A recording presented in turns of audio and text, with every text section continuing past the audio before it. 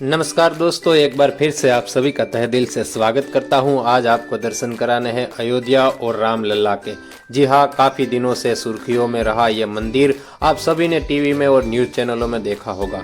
अयोध्या कैसे पहुंचेंगे, यहाँ क्या देखने लायक चीज़ है और सबसे बड़ी बात इसका पूरा सच क्या है, पूरा इतिहास क्या है, वो सभी बातें इस वीडियो में की जाएगी। तो आपको विनती रहेगी कि अभी तक हमारे चैनल में नए हैं तो चैनल को सब्सक्राइब करें और जल्दी से बेल आइकन को दबाएं। ऐसे ही सच इतिहास के साथ और भारत के यात्रा धामों के दर्शन आपको मिलते रहेंगे। जी हाँ, सबसे पहले बात करेंगे भारत में से अयोध्या कैसे पहुंचा सकता है।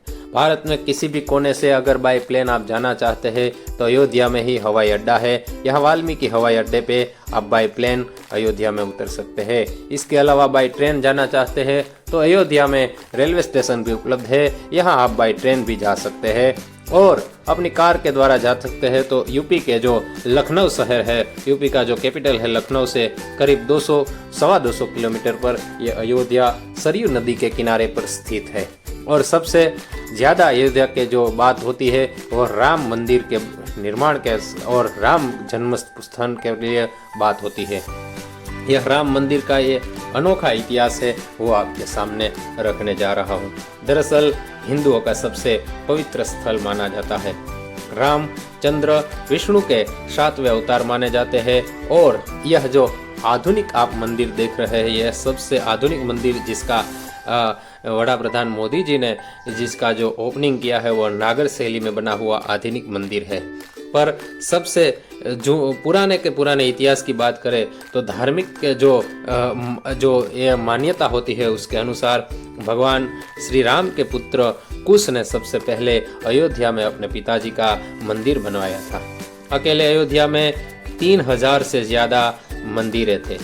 इतिहास के जो जानकार है उसका कहना है कि 5वीं सदी में इसमें से कई मंदिरों की हालत बहुत खस्ता होने लगी और उस समय उज्जैन के जो राजा विक्रमादित्य थे वो अयोध्या पहुंचे तो उसने मंदिर की ऐसी हालत देखकर इस मंदिर का जो रिनोवेशन कहते हैं उसका जो समारकाम करवाया था।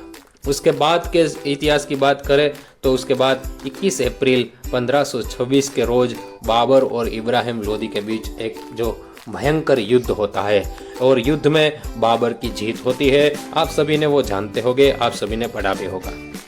उसके बाद 2 साल के बाद 1528 में बाबर की सेना सबसे पहली बार अयोध्या पहुंचती है और दस्तावेजों के अनुसार मुगल शासक बाबर के एक आदेश पर इस मंदिर को तोड़ दिया गया था और उस मंदिर के स्थान पर मस्जिद का निर्माण करवाया गया था।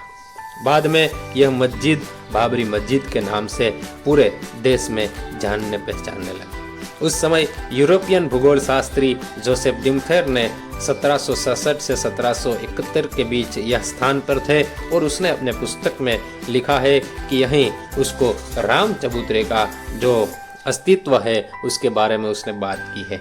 और फिर अंग्रेजों इस देश में आया, अंग्रेज शासन की शुरुआत हुई और ईस्वी सन 1813 में सर्वप्रथम हिंदू संगठनों ने यह दावा कर दिया कि बाबर ने दरअसल राम मंदिर तोड़कर वहां मस्जिद बनाई थी।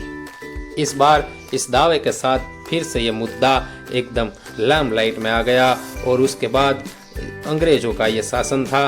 1853 में पहली बार सांप्रदायिक हिस्सा हुई, 2 धार्मिक समुदायों के बीच बहुत बड़ी भिड़ंत हो गई और विवाद बढ़ने लगा।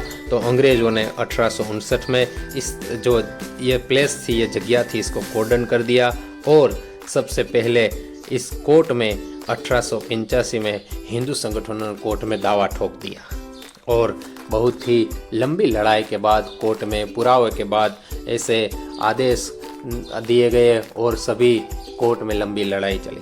उसमें सबसे अहम मुद्दा था 1949 आज़ादी के 2 साल बाद मस्जिद में से भगवान की मूर्ति जो मिलनी थी वह एक बहुत बड़ा मुद्दा था।